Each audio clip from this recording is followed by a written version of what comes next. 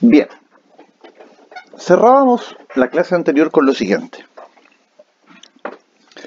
Si el vendedor citado de evicción compareció al juicio y obtuvo en favor de su comprador una sentencia favorable y adversa para el tercero, claramente su gestión fue exitosa y no habrá evicción.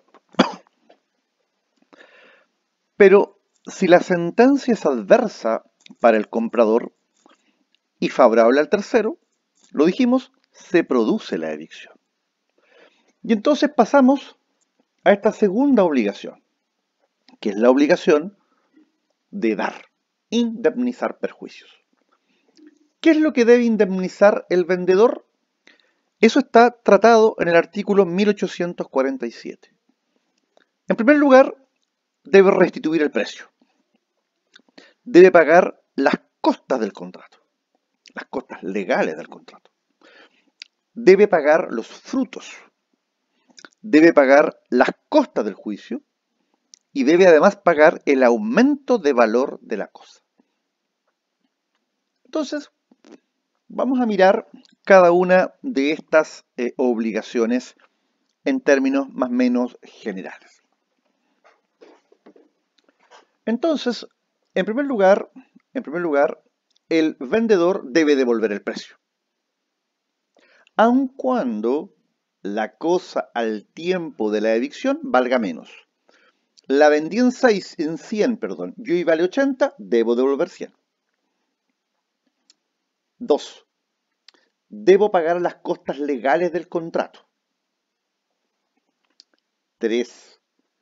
Debo devolver el valor de los frutos que el comprador hubiere sido obligado a restituir a su vez al tercero.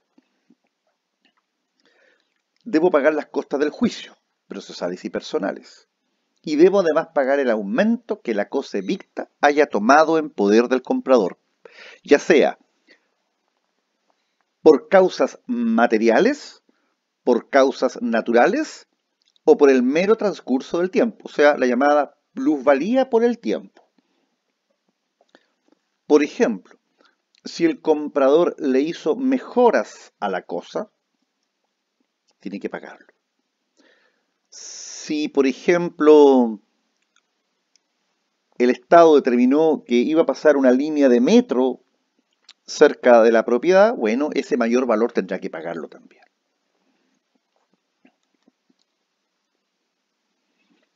Ahora, aquí hay un conjunto de reglas sobre estas restituciones, estas entregas, asociadas principalmente a la buena o mala fe del vendedor. Es decir, aquí se aplica el mismo razonamiento que en las prestaciones mutuas de la reivindicación 904 y siguientes del Código, las mismas reglas de las prestaciones mutuas a propósito de la nulidad de un contrato, de los mismos artículos 904 y siguientes. Entonces, ahí ustedes simplemente me interesa que tengan claro, digamos, en qué nivel va a responder el vendedor cuando estaba de buena fe y en qué nivel deberá responder el vendedor si estaba de mala fe. Ahora, lo dijimos hace un rato atrás o en la clase anterior que la evicción puede ser total o puede ser parcial. Entonces, todo lo que dijimos nosotros de restituciones, indemnizaciones, etcétera, etcétera, etcétera, del 1847 están pensadas en una evicción total. Pero, ¿qué ocurre si la evicción es solo parcial? Imagínense, pierdo 1 metro de ancho por 50 metros de fondo. Y mi propiedad obviamente es mayor. ¿Qué actitud va a asumir en este caso el comprador? ¿Y cuál es la actitud que va a asumir en este caso el vendedor? Acá nuevamente vamos a tener que hacer una distinción que está contenida en el inciso final del artículo 1852. ¿Y qué es lo que vamos a distinguir? Si la parte victa es de tal naturaleza que permita presumir que sin ella no se habría comprado, o si la parte victa no es de tanta importancia, o el comprador no pide la resolución del contrato.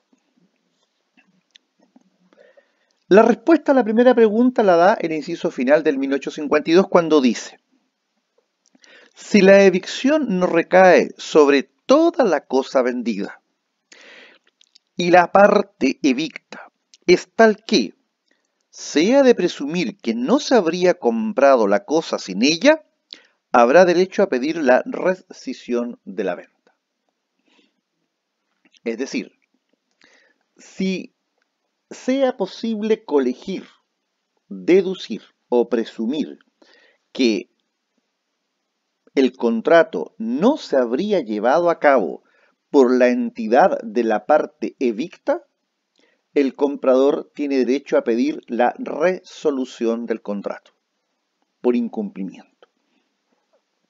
Hay una impropiedad legislativa en el artículo 1852, inciso final, porque emplea la expresión rescisión, que sabemos es denotativa de la nulidad.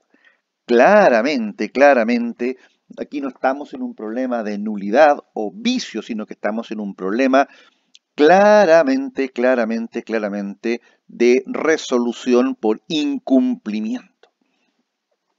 Ahora, en el caso ahora que la parte victa no sea de tanta importancia o el comprador no haya pedido la resolución, bueno, en este caso el comprador tendrá derecho a exigir evidentemente el saneamiento de la evicción parcial conforme al 1847.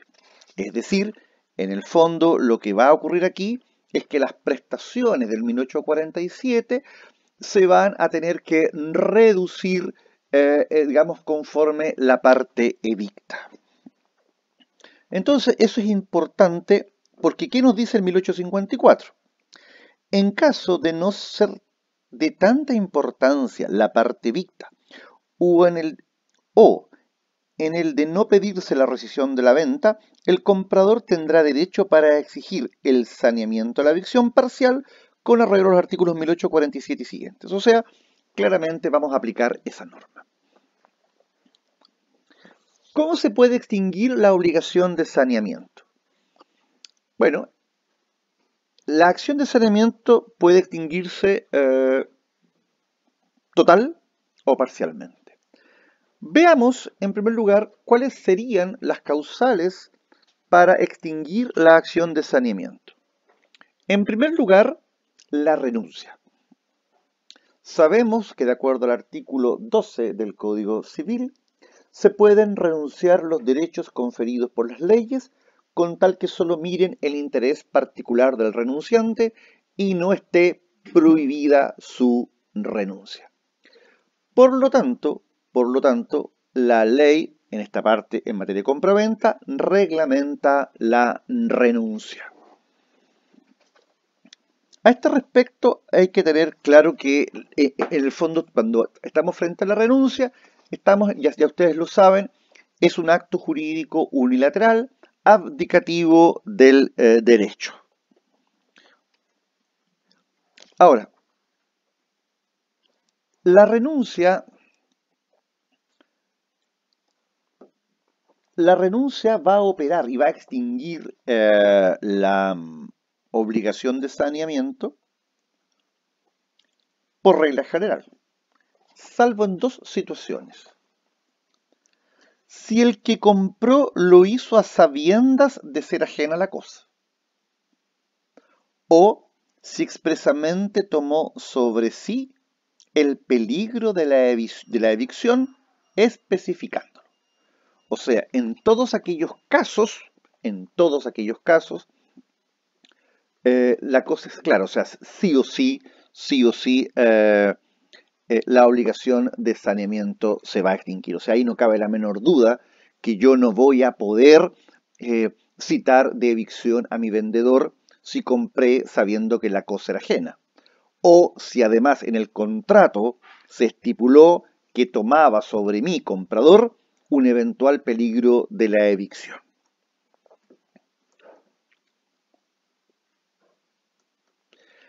Además, se puede extinguir por prescripción. A ver, el plazo de la acción de saneamiento es la siguiente. El artículo 1840, inciso segundo, nos dice que, a ver, vamos viendo qué es lo que nos dice la ley. Perdón, 1856. La acción de saneamiento por evicción prescribe en 4 años, más por lo tocante a la sola restitución del precio, prescribe según las reglas generales. Y este plazo se contará desde la fecha de la sentencia de evicción o, si ésta no hubiere llegado a pronunciarse, desde la restitución de la cosa. A ver, aquí hay que tener algunas precisiones solamente. Este es un plazo, esta es una prescripción de corto tiempo, es una prescripción claramente que se va a interrumpir natural o civilmente, conforme las reglas que estudiamos el semestre pasado, y es una prescripción que no se suspende.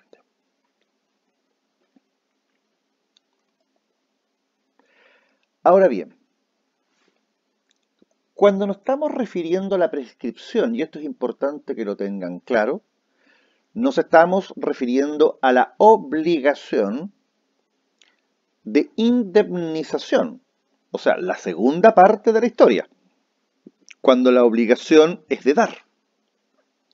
Por cuanto la obligación de hacer, es decir, la obligación para hacer llamar al vendedor para que venga a defender al comprador, es una obligación cuya acción es imprescriptible.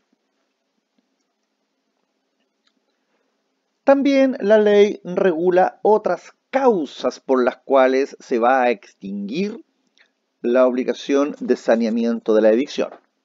Por ejemplo, en las ventas forzadas, que son aquellas que se hacen por el Ministerio de la Ley. O sea, ejemplo típico, el juicio hipotecario, Ley General de Bancos, el juicio ejecutivo, Código de Procedimiento Civil, o el juicio ejecutivo de desposeimiento de la finca hipotecada, seguida contra el tercer poseedor. O sea, está claro que en esa clase de juicios, no cabe la obligación de saneamiento. ¿Qué nos dice el artículo 1851? En las ventas forzadas hechas por la autoridad de la justicia, el vendedor no es obligado por causa de la evicción que sufriere la cosa vendida, sino a restituir el precio que haya producido la venta. Solamente eso, solamente eso. También se extingue la obligación de saneamiento cuando el vendedor, ¿cierto?, se ha allanado al saneamiento y el comprador sigue por su cuenta con el juicio y no deduce una excepción propia y el juicio termina, ¿cierto?, perdiéndolo. En ese caso, no puedo ir donde el vendedor y decirle, oiga, ¿sabe qué? Indemníceme si el negligente fui yo, comprador. Bien. Creo que con eso la cosa está más o menos clara. La segunda parte de la obligación de saneamiento es la llamada el saneamiento de los vicios ocultos. A ver.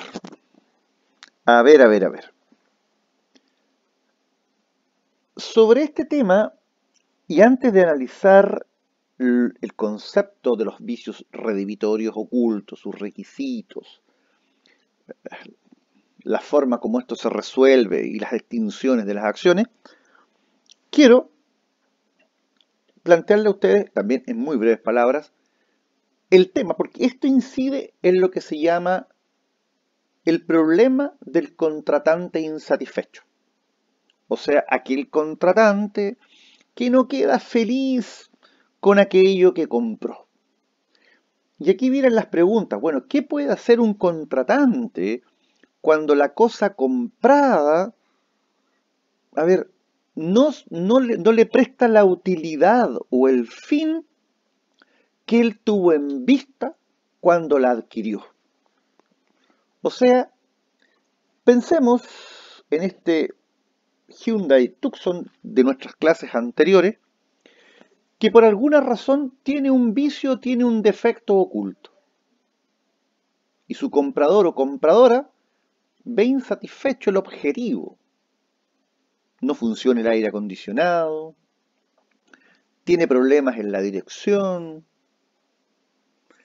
tiene problemas de ruidos, no tiene la aislación que de alguna manera se promociona.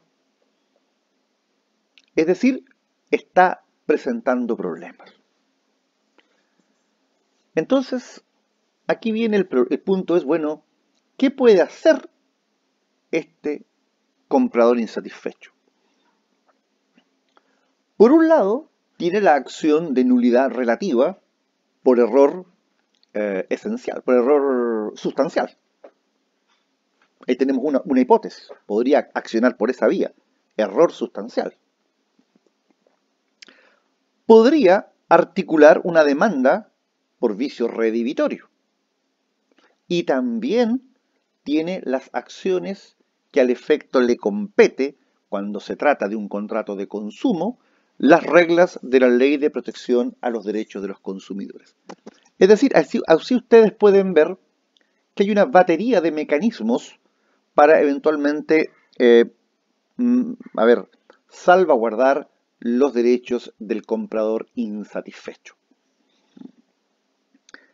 Entonces, vámonos al tema de los vicios redivitorios. De acuerdo al artículo 1857, se llama acción redivitoria la que tiene el comprador para que se rescinda la venta o se rebaje proporcionalmente el precio por los vicios ocultos de la cosa vendida, raíz o mueble, llamados redivitorios.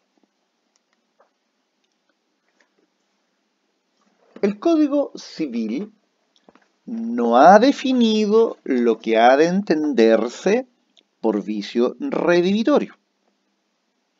Sin embargo, la ley lo que hace es consignar en el 1858 cuáles serían las calidades, requisitos, exigencias que deberían tener estos vicios para ser calificados como redivitorios.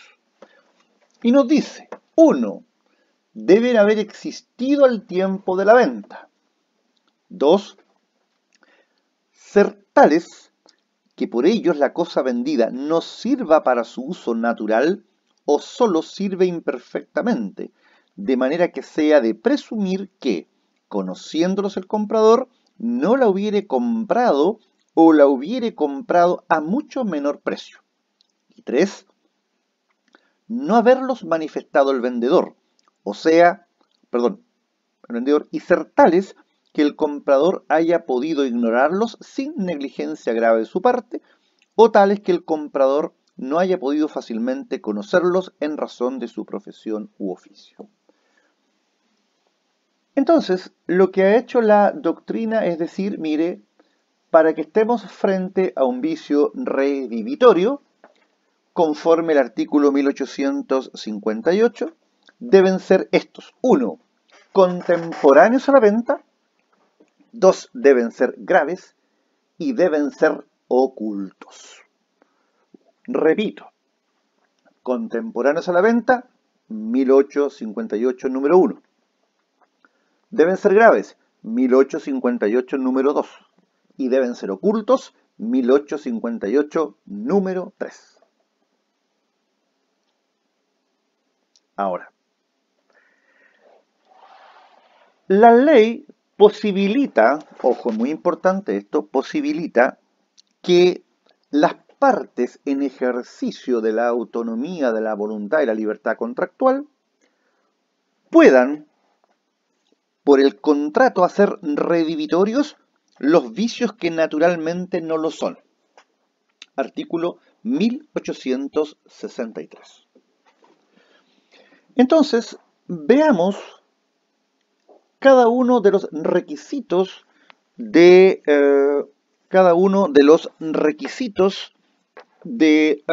los vicios redimitorios. Primero, el vicio debe ser contemporáneo a la venta. ¿Qué dice la ley? La ley dice, mire, haber existido al tiempo de la venta. Por lo tanto, los vicios posteriores al contrato no importan incumplimiento por parte del vendedor, pues él entregó la cosa en buen estado. Y ya sabemos que los riesgos de la cosa después del contrato de compraventa son de cargo del acreedor comprador. Y además, a mayor abundamiento, porque las cosas se destruyen y perecen para su dueño.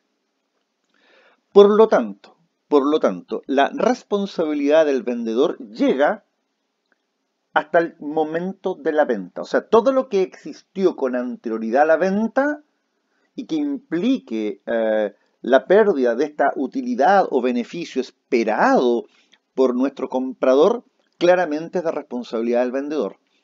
Todo lo que ocurra después, claramente no es de responsabilidad del vendedor. Si, por ejemplo, tenemos nuestro Jeep, y a este Jeep, ¿cierto? Le subimos un perrito, ¿cierto? Y este perrito termina destruyendo, por ejemplo, los parlantes, los tapices del vehículo, y termina, por ejemplo, afectando de alguna manera algún componente, yo no voy a poder después decir, mire, sabe vendedor, oiga, indemníceme porque este es un vicio oculto.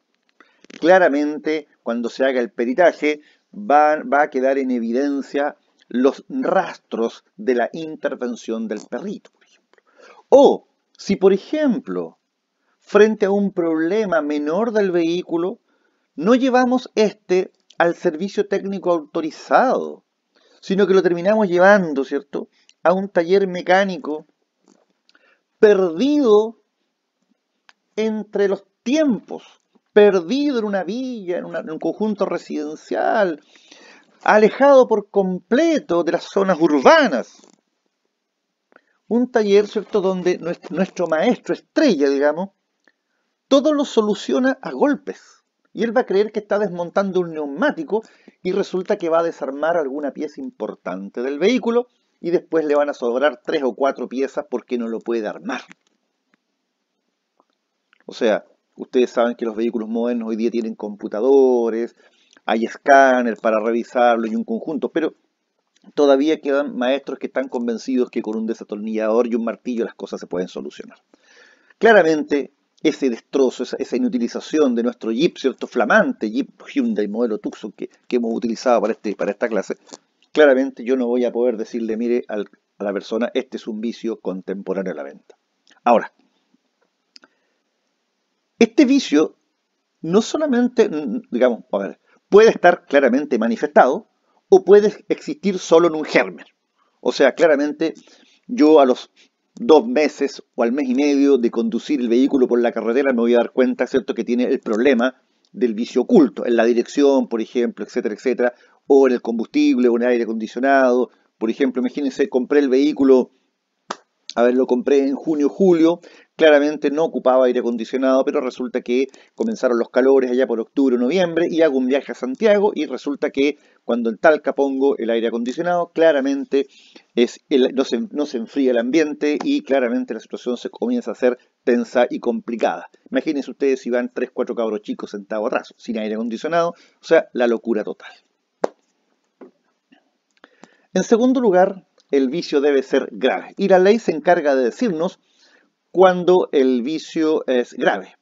Primero, cuando la cosa no sirve para su uso natural, cuando sirve para ese uso pero imperfectamente, y cuando, conocidos estos hechos por el comprador, sea presumible que no hubiera comprado, hubiera pagado un precio mucho menor. O sea, la ley se encarga de fijarnos el estándar de gravedad. La ley se encarga de fijarnos el estándar de gravedad para los efectos de considerar al vicio en esa condición. Y finalmente el vicio debe ser oculto. Esto es, que lo ignore el comprador. A ver, ¿qué comprador? Cualquier comprador. A ver, esto es importante. Vicio que lo ignore el comprador al tiempo del contrato. Lo más probable que, bueno, aquí hay que tener lo siguiente en cuenta. No todos los compradores, ¿cierto?, tienen los mismos caracteres. O sea, si yo mañana voy a comprar un computador, claramente hay personas que tienen más conocimiento acerca de tecnología y hay personas que tienen menos conocimiento de tecnología. Y cuando les empiecen a hablar de los i3, los i5, los i7, los giga, los bytes, y les empiezan a hablar del software, del hardware, y le empiezan a hablar de las conexiones, y le van a hablar de un montón de cosas, la persona lo único que va a mirar es que le va a preguntar, oiga, ¿el computador es rápido o es lento? Tiene mucha poca capacidad. Y el vendedor va a tratar de llevarlo siempre al lenguaje técnico. Y le va a preguntar, ¿para qué quiere usted el comprador? Ahora, claramente eso nos demuestra que hay compradores mucho más expertos y compradores menos expertos. Pero también tenemos que entender que la ley se aplica para todos. Ahora, para que los vicios se consideren ocultos, es claro que el vendedor ha conocido de la existencia de ellos y los ha silenciado. Y además el comprador tiene que ser tal que evidentemente los haya ignorado sin una negligencia grave de su parte. O bien los haya podido conocer en razón de su profesión u oficio. Claramente un ingeniero civil informático, si mañana sostiene o afirma la existencia de un vicio oculto, es diferente si esto mismo lo plantea, por ejemplo, una señora de 60 años que acaba de jubilar y con su jubilación se va a comprar un computador para conectarse con sus nietos. ¿Qué es lo que va a decir el vendedor? Oiga, mire, ¿sabe qué?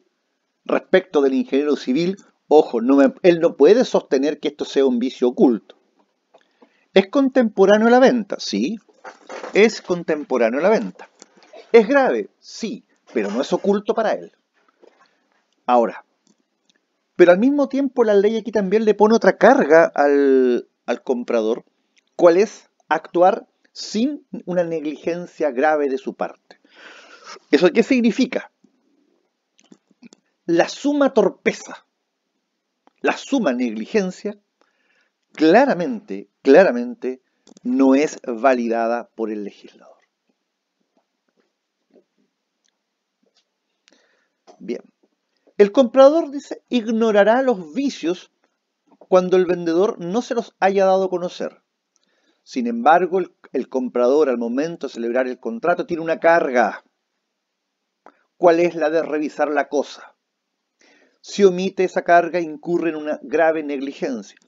Por eso que cuando una persona se compra, por ejemplo, un auto, se hace el check y vamos listando. Ahora, claramente lo que uno hace es chequear lo que ve o lo que aparentemente se ve, porque está la emoción de la compra. O sea, rápidamente sacar el auto del establecimiento y salir, ¿cierto?, a mostrarlo, a lucirlo, etcétera, etcétera. Claramente.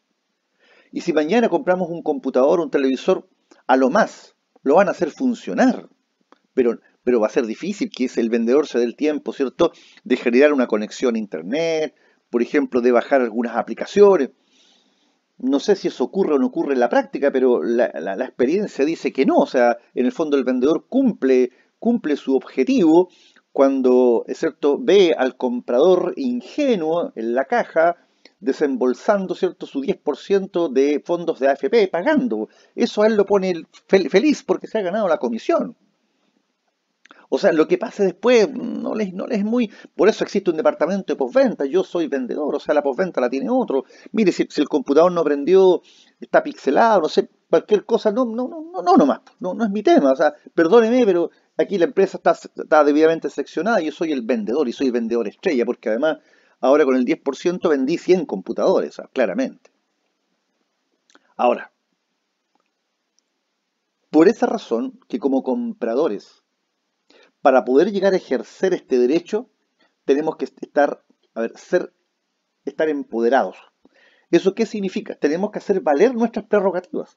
O sea, por lo tanto, tenemos que pedir que se prenda el computador, que se apague, tomar los tiempos del encendido, tomar los tiempos, ¿cierto?, del apagado. Porque si mañana nuestro computador para prender se requiere 5 minutos y para apagar se requiere 10, claramente hay un problema.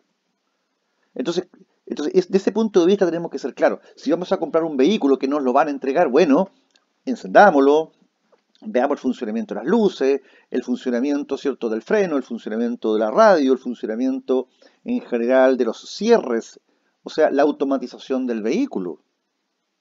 O sea, a ver, el llamado de atención es, evitemos la torpeza. Y si mañana vamos a defender un caso de vicios redimitorios, ya sea por nulidad relativa, ya sea por vicio redimitorio, o lo vamos a hacer por ley de protección al consumidor, tengan absolutamente claro que una de las defensas que va a esgrimir la parte demandada va a ser claramente la exposición imprudente al daño por parte del comprador. Es decir, mire, sabe, él fue negligente, claramente. Por tanto, el vicio no es oculto cuando el vendedor lo da a conocer al comprador y le dice, mire, ¿sabe qué? Por ejemplo, si yo voy a comprar, por ejemplo, un vehículo a una empresa que se dedica a vender vehículos de segunda mano y la persona me dice, mire, perfecto, este auto está bien, pero yo le debo hacer presente que tiene un problema, por ejemplo, en el sonido. Entonces usted lo que tiene que hacer aquí es irse a un maestro, digamos, un maestro bueno, que desarme, que saque los parlantes y que los reemplace por otros. ¿Por qué? Porque por alguna razón los parlantes tienen hoy día un ruido, se desconectaron, no sé qué cosa. Listo. Dos, cuando el comprador ha ignorado por grave negligencia suya y cuando el comprador experto en razón de su profesión o oficio pudo fácilmente conocerlos. O sea, el arquitecto que compra una casa, el ingeniero civil que compra una casa, el constructor civil que compra una casa y la casa presenta defectos. Yo inmobiliario me voy a defender. Oiga, perdóneme, el vicio, ¿cierto? Podrá haber existido el tiempo de la venta, si usted quiere, podrá usted decirme que esto es grave, pero usted no me va a poder decir jamás que es oculto, porque quien estaba comprando es un profesional experto. Mire, está titulado, tiene posgrado, tiene estudios, tiene trabajo, él es director de obra, etcétera, etcétera, etcétera. O sea, cuidado, cuidado. Bien. ¿Qué efectos producen los vicios redimitorios? Bueno, a ver, estos dan un doble derecho. Ya sea, el comprador puede pedir la resolución del contrato, nuevamente vuelve a incurrir el legislador en una impropiedad al decir rescisión, que eso es nulidad.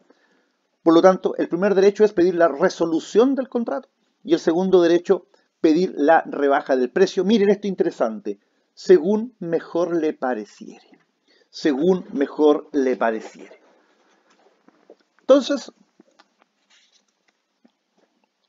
el 1860 dice, los vicios redimitorios dan derecho al comprador para exigir o la rescisión de la venta o la rebaja del precio según mejor le pareciere. Son dos acciones diferentes. Una es la llamada acción redimitoria, que es la que tiene por objeto resolver el contrato. Y dos, la llamada acción estimatoria o quantiminoris, que es aquella que tiene por objeto la rebaja del precio proporcional a la disminución del valor de la cosa que está viciada. Y en uno y otro caso, más la correspondiente indemnización de los perjuicios. Esta regla general tiene hipótesis de excepción.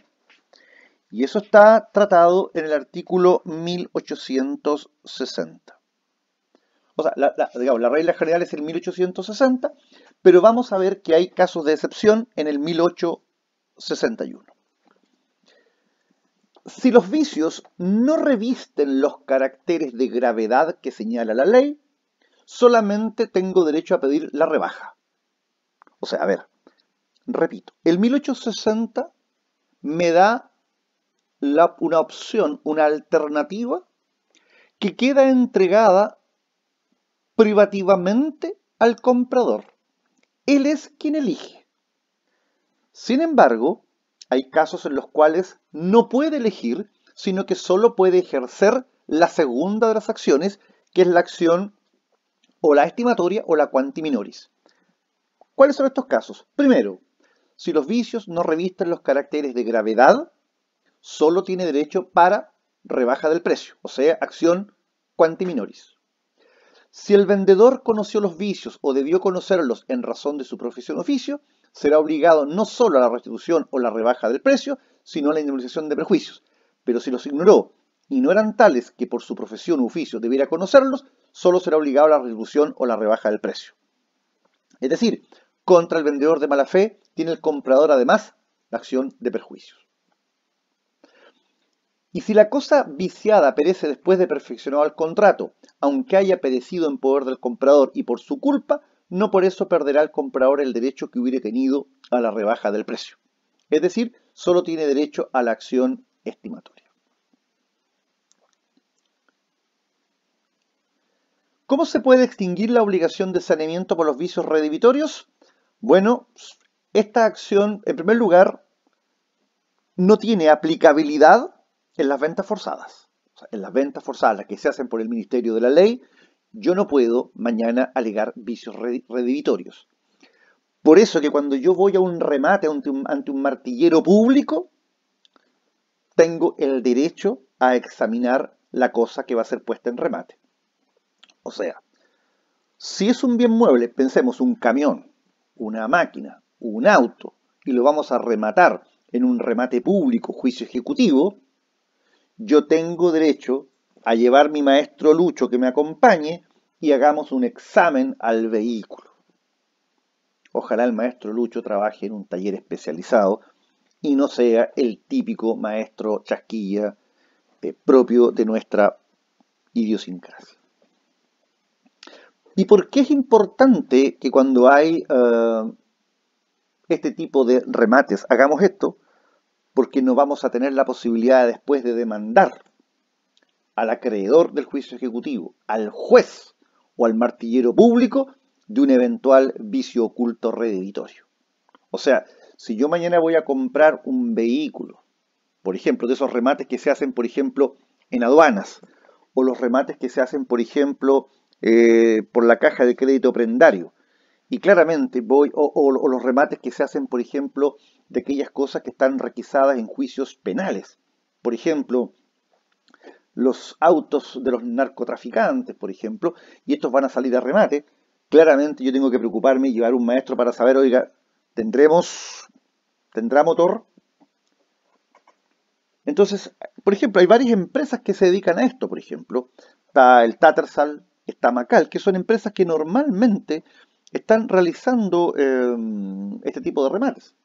Entonces, lo importante es, y muchas veces lo hacen por encargo en procedimientos de liquidación concursal. Entonces, claro que son remates hechos en pública subasta.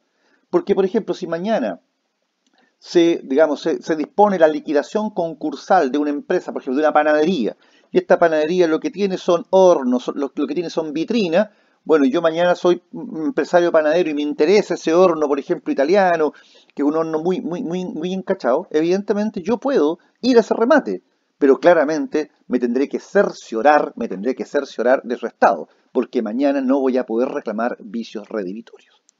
¿Cuáles son las causales por las cuales se extingue la obligación de saneamiento de los vicios redebitorios?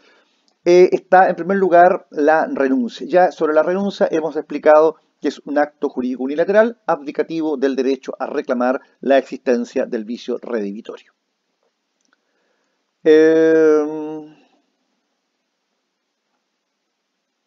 Perfecto. Y en segundo lugar, tenemos la prescripción. Y aquí tenemos que hacer una distinción. Prescripción de la acción redivitoria, o sea, para resolver el contrato, y prescripción de la acción estimatoria o quanti minoris, aquella que busca la rebaja del precio.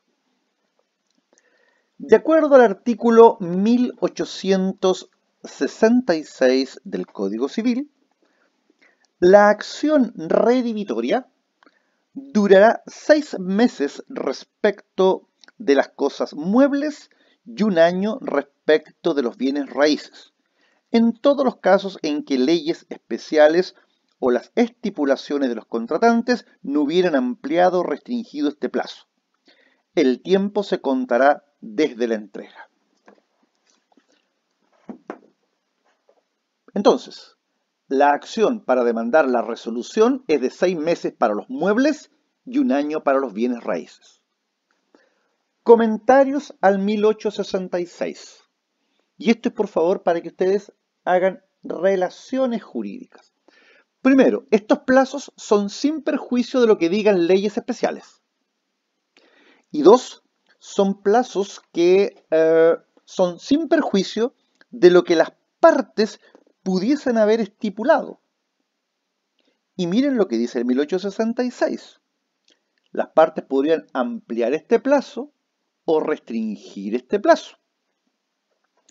Y este segundo comentario nos lleva a que nosotros conectemos con algo que en algún minuto hemos estado examinando, que es la posibilidad que las partes en ejercicio de la libertad contractual puedan modificar los plazos, o sea, las cláusulas modificatorias de los plazos de prescripción, que lo vimos a propósito de la responsabilidad contractual, lo vimos a propósito de la prescripción extintiva y lo vamos a ver en materia de responsabilidad extracontractual. Y una de las normas que sirven de base para sostener la tesis que las partes pueden modificar los plazos de prescripción, aumentándolos o restringiéndolos, es precisamente el 1866. Porque claramente lo dice, 6 meses, 1 año. Salvo, y vuelvo a insistir, que los contratantes no hubieran ampliado o restringido este plazo.